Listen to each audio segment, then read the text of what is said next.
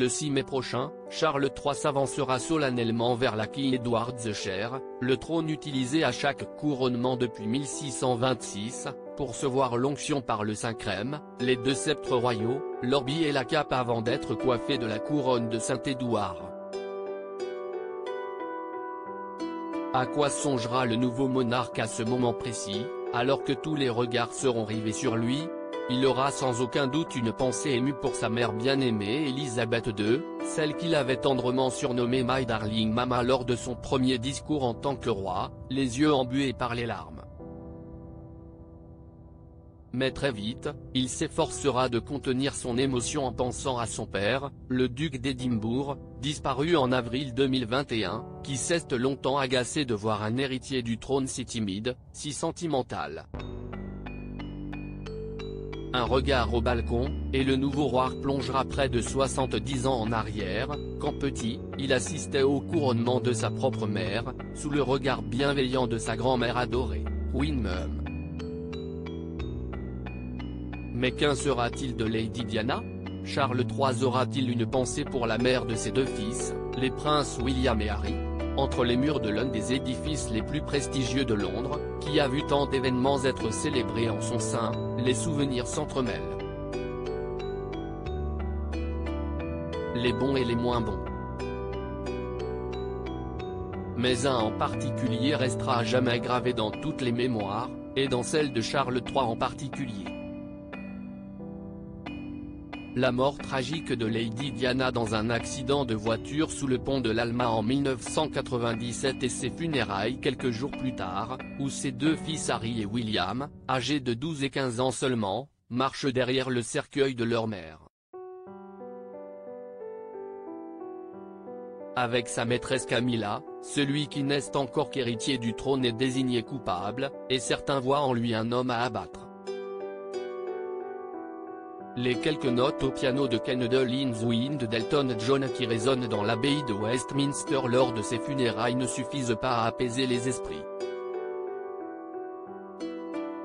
Si les relations s'étaient quelque peu apaisées entre le prince Charles et Lady Diana avant sa disparition tragique, la crise avait atteint son paroxysme 2 ans plus tôt, lorsque la princesse des cœurs avait cru bondir tout haut ce qu'elle pensait tout bas.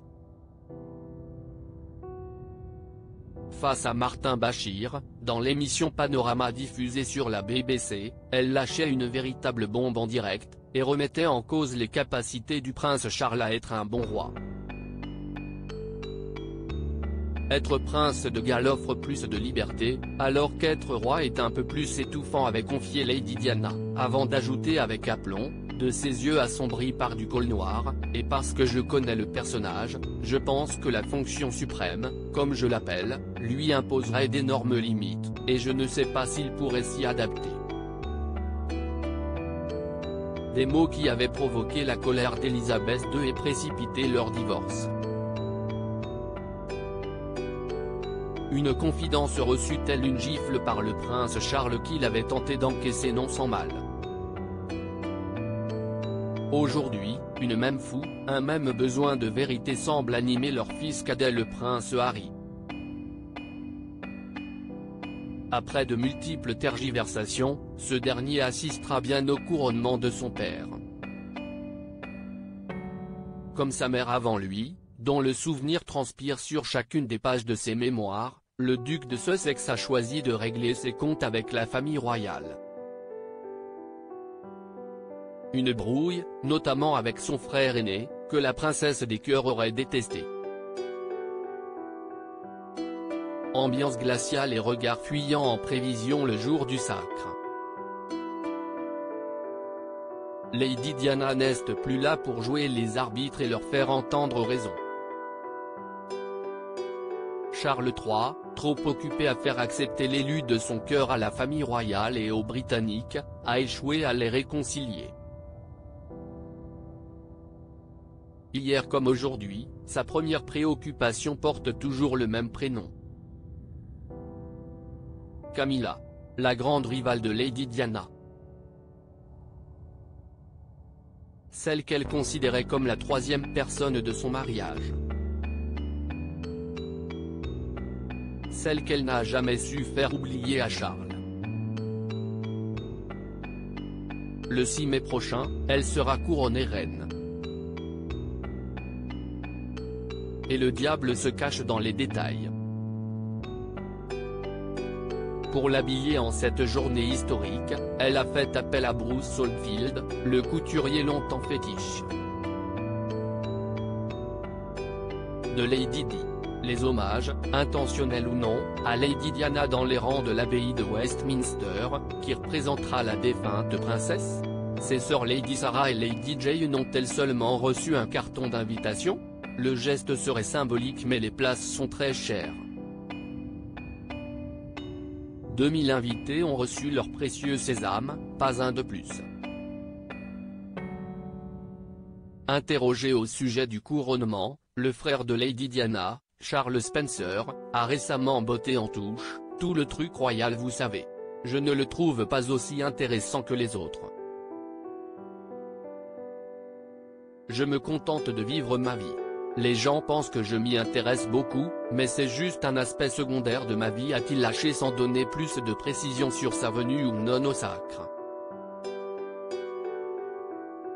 Reste que tous les commentateurs royaux devraient scruter les moindres détails et pointer du doigt les éventuels hommages, intentionnels ou non, à Lady Diana. Un chant, une couleur, un bijou. Tout peut finalement rappeler le souvenir de celle qui a disparu il y a plus de 25 ans. J'espère qu'à un moment ou à un autre du long week-end du couronnement, le roi nouvellement couronné fera un généreux clin d'œil à son ex-femme décédée, appel de ses vœux Angela Epstein du Daily Express. Si ce n'est pas le cas, les inconditionnels de la princesse des cœurs devront se consoler avec l'album hommage du couronnement proposé par la National Portrait Gallery. Un ouvrage où l'on trouve notamment une magnifique photo en noir et blanc de Lady Diana, riant aux éclats avec ses deux fils, prise par John Swanell en 1994. Charles III a-t-il approuvé ce choix? Le mystère demeure. Et ses pensées, lors du couronnement, resteront également un mystère. Crédit Photo, agence.